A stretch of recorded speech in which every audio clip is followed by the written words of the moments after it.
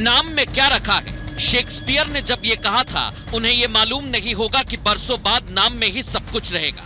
तभी तो गुलामी की जंजीरों को तोड़कर नया भारत अब अपनी विरासत पर गर्व कर रहा है।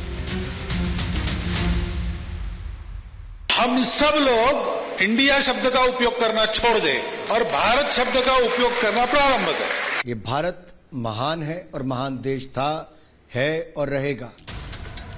अंग्रेजों की निशानियों को मिटाने के लिए मुखर होते भारत की आवाज पर अब मोदी सरकार की मोहर भी लग सकती है।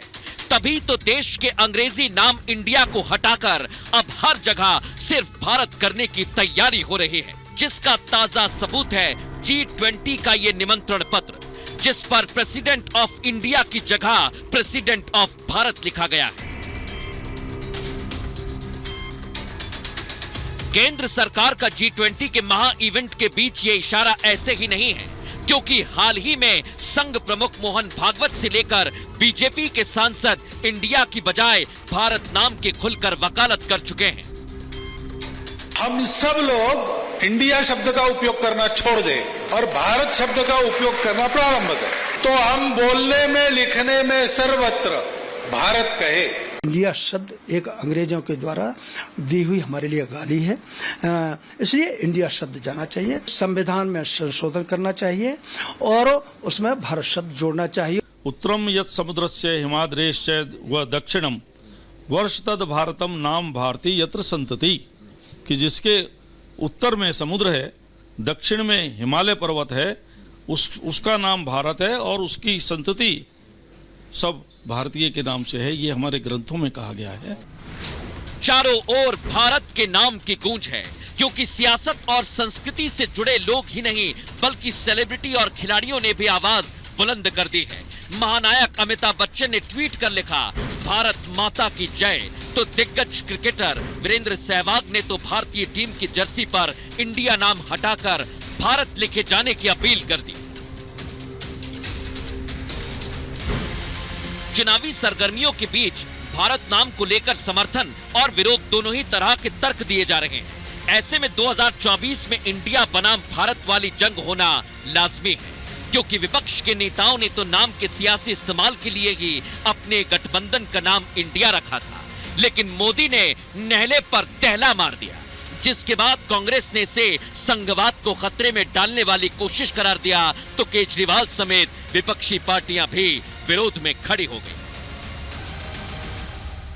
अगर किसी पार्टियों का अलायंस इंडिया बन जाता है तो वो देश का नाम बदल देंगे।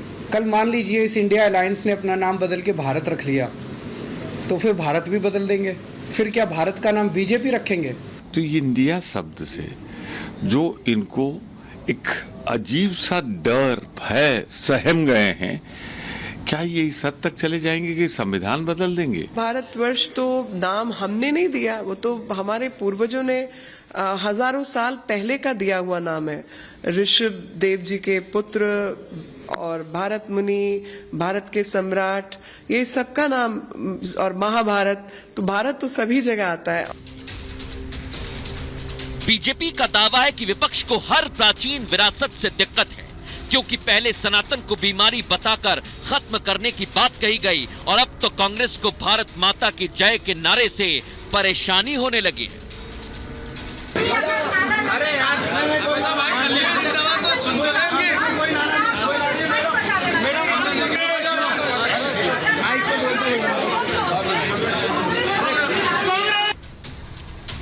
ये कांग्रेस की नेता और विधायक हैं आराधना मिश्रा, जो राजस्थान में कांग्रेस के कार्यकर्ताओं को भारत माता की जय के नारे न लगाने की बात कहती हैं।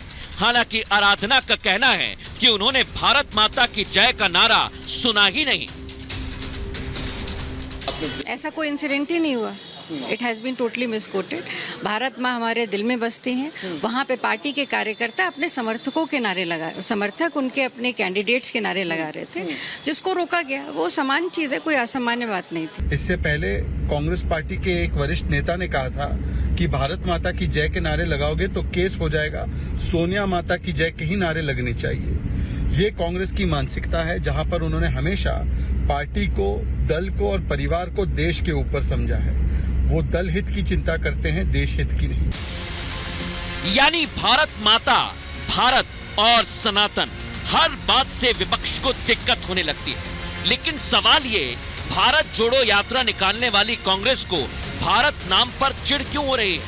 क्या मोदी विरोधियों को लगने लगा है कि 2024 में मोदी की काट उनके पास नहीं है? ऊपर से इंडिया के नाम की तरह क्या उनका गठबंधन भी इतिहास हो जाएगा?